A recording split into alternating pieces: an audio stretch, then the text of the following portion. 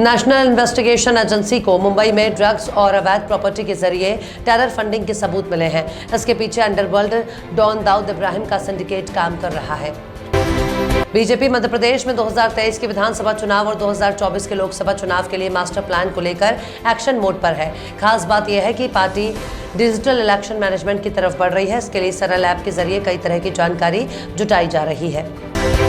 Punjab national bank के ग्राहकों के लिए KYC कराना अनिवार्य कर दिया गया है।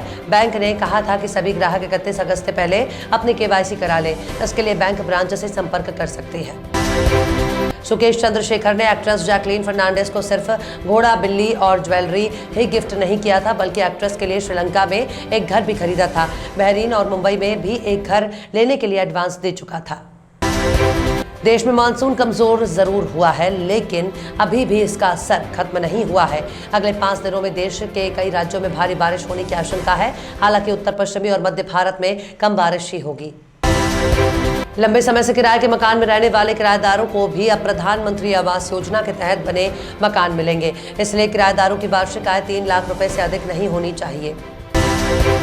गुलाम नबी आजाद के कांग्रेस छोड़कर जाने पर प्रतिक्रिया व्यक्त करते हुए सलमान खुर्शीद ने कहा है कि जब मौसम बदलता है, पतझड़ होती है, पत्ते गिरते हैं, लेकिन पेड़ वही रहता है और उसमें फिर से नए पत्ते आते हैं।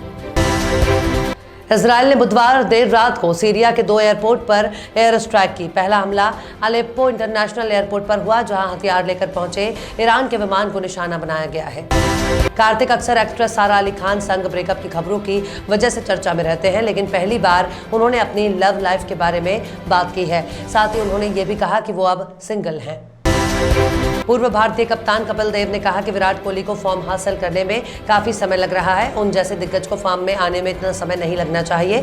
कपिल ने कहा कि देश में महिला खेलों में काम करने की जरूरत है।